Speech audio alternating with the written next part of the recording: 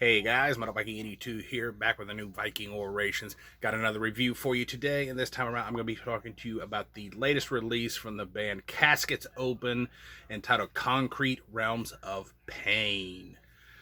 Yeah, if you are not familiar with Caskets Open, they are a doom metal band based out of Helsinki, Finland, that have been around since 2007, and they actually also throw in some punk influences into their sound as well. Featuring, and I'm probably going to butcher these names, and if I do, I apologize. Timo Ketola on bass and vocals, Antti Ronkanen on guitars and backing vocals, and finally, Piri Ohala on drums. Yeah, this is their fourth full length overall, released just last year on 9 Records. It is 9 tracks and clocks in just under 47 minutes in length. And let me tell you, this is a very interesting listen, I have to say. And I was not familiar with this band at all until I heard this. But yeah, it starts with this kind of very ominous sounding opening with what sounds like sounds from a dungeon. You get water drops, you get creaks, you get the sounds of what sounds like rats, and this very eerie synth note that's going on here. And then at about the 25-second mark, the bass kicks in, and it's nice and thick and fuzzy sounding. And you just get this heavy and somber doom metal going on. It kind of borders on funeral doom at times, I think. And honestly, as I was listening to this, I was really thinking a lot about the band Reverend Bizarre. And that's a band you do not see very many people talk about, and that's a shame because they were an amazing band in and of themselves. I really like the distorted guitar tone that they have here, because I feel that it gives them that raw, heavy feel to them, and you get this really heavy, slow guitar riffing with more kind of epic melodic riffing as well. And they also mix in these kind of faster, punky, kind of bordering on thrash metal style riffs as well. And they a lot of times will settle into these really nice grooves where you just kind of find yourself, nodding along. The drum production I thought was really good on here. It's very solid. It almost has that kind of live feel to it, in that sense that it's not really overly polished or anything. It's not dirty. It's not overly polished. It just kind of has that sound that you would expect to hear listening to the band play live somewhere. Vocal wise, I again have to go back to the band Reverend Bizarre, as they remind me of kind of like a heavier version of Albert Witchfinder, and they kind of remind you of someone who's reciting an incantation. But in addition to those kind of clean, kind of overly dramatic style vocals, you also get some screams here. You get some really faster shouted vocals. You get some thrown in as well. Yeah, things that kind of stood out to me here. Track number 1, 4 Shrines. At about the 4-minute and 12-second mark, it really picks up pace to an almost thrashy vibe, including the way the vocal delivery on the song as well. And the theme throughout the album really is that switching of the tempos and the styles. You get this, slow, heavy, crushing doom. Then you get the more, mid-pace sounding doom.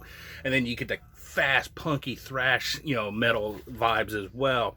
Very, very interesting how they wrote this album. Track number 2, Riding on a Rotting Horse. Very interesting title. This is another good example of that, as it starts as a total punk song. I mean, just that really fast, fast riffing, the punk drum beats and everything. Then at about a minute and 21 seconds in, things go doomy, just like that. Just like they flip the switch and they switch right into the doom metal. And it sounds like it may not work to some people, but honestly, they do a really good job, I think, of incorporating these different styles. Track number 5, White Animal. It starts out slow paced with this kind of acoustic-y style riff and this really thick tone bass riff that backs it all up. And behind all of that, you get this almost ritualistic sounding drum beat that's going on. And then about 2 minutes and 36 seconds in, there's this string slide. And then the bass gets really fuzzy again. And it, actually gets to kind of stand alone here for just a brief moment before it's kind of back to that mid-pace doom metal. And you actually get a death growl at 4:05. So, nice little surprise there, because, he's kind of leaned toward that throughout this whole album. And then he finally gets to that point. He actually lets out a little bit of a death growl. I was like, finally, there you go. Track number 6, Toddens Tolth. I love that fast bass intro with these with this really quick drum beat that's going on. It has such a fast punky vibe to this intro until about 36 seconds in. Then it slows down with this really heavy, slow picked bass riff and drum beat. Sounds super badass.